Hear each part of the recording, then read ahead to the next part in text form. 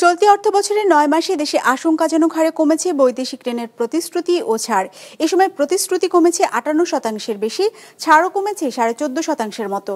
অর্থনৈতিক সম্পর্ক বিভাগ ইআরডি প্রকাশিত হালনাগাদ প্রতিবেদনে এমন তথ্য উঠে এসেছে। প্রতিশ্রুতি আর ছাড় কমলেও এ সময় বেড়েছে ঋণ পরিশোধের চাপ। বিশ্লেষকরা বলছেন, দেশের বর্তমান আর্থসামাজিক অবস্থা ও বার্ষিক উন্নয়ন কর্মসূচির বাস্তবায়ন কমায় কমেছে অর্থ ছাড় ও প্রতিশ্রুতি। রায়হান শোভনের রিপোর্টে বিস্তারিত। ২৫০টিরও বেশি ডিজাইন অপশন নিয়ে ওয়ালটন স্মার্ট ফ্রিজ, বোঝে আপনার প্রয়োজন। দেশের উন্নয়ন কর্মকাণ্ডকে ত্বরান্বিত করতে বিভিন্ন প্রকল্প নেয় সরকার। এসব প্রকল্প বাস্তবায়নে নেওয়া হয় বিভিন্ন উন্নয়ন সহযোগীদের কাছ থেকে ঋণ। ইআরডির হালনাগাদ তথ্য অনুযায়ী চলতি অর্থবছরের জুলাই থেকে মার্চ পর্যন্ত ৯ মাসে বিভিন্ন উন্নয়ন সহযোগীদের কাছ থেকে প্রতিশ্রুতি এসেছে $৩০০,৫২,০০,০০০। আগের অর্থবছর একই সময়ে যা ছিল $৭২৪ কোটি বেশি। সে হিসেবে বছরের ব্যবধানে বৈদেশিক ঋণের প্রতিশ্রুতি কমেছে ৫৮% বেশি। একই সময়ে ঋণ ছাড় হয়েছে $৪৮০ কোটি, যা আগের অর্থবছর একই সময়ের তুলনায় ১৪.৬১% কম। বর্তমান সময়ে নীতিগুলো কিন্তু আমাদের ক্রাইসিস, যেটাকে বলি ক্রাইসিস ম্যানেজমেন্টের দিকে বেশি আছে এবং উন্নয়নের গতিটাকে সচল করার দিকে অতটা দৃষ্টি দিতে পারছি না। ফলে যেটা হয়েছে, কমিটমেন্টটা কমে যাচ্ছে। এডিবি বাস্তবায়নে একটা শ্লথগতি ছিল, সেটা একটি কারণ।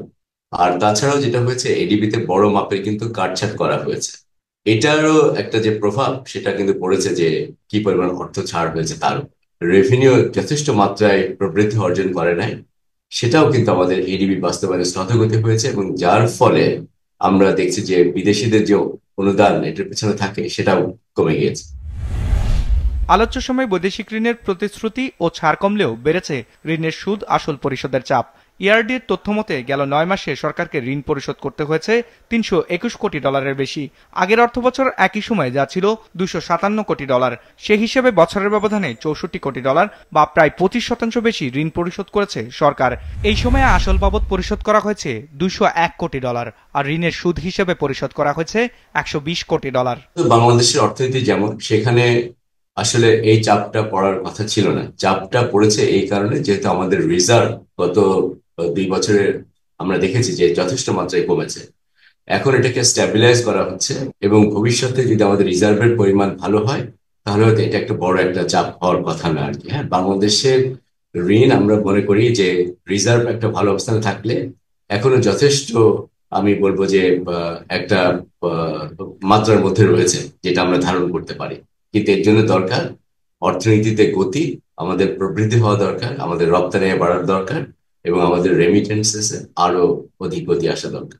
তথ্য বলছে, চলতি অর্থ বছরের ৯ মাসে সবচেয়ে বেশি প্রতিশ্রুতি এসেছে বিশ্ব ব্যাংক থেকে $৯৪ কোটি, দ্বিতীয় সর্বোচ্চ এডিবির কাছ থেকে $৭০ কোটি। সব মিলিয়ে চলতি অর্থ বছর উন্নয়ন সহযোগীদের কাছ থেকে $১,০০০ কোটি বাজেট সহায়তা নেয়ার লক্ষ্য রয়েছে সরকারের। রায়হান শোভন, বিজনেস রিপোর্ট, মাছরাঙা টেলিভিশন।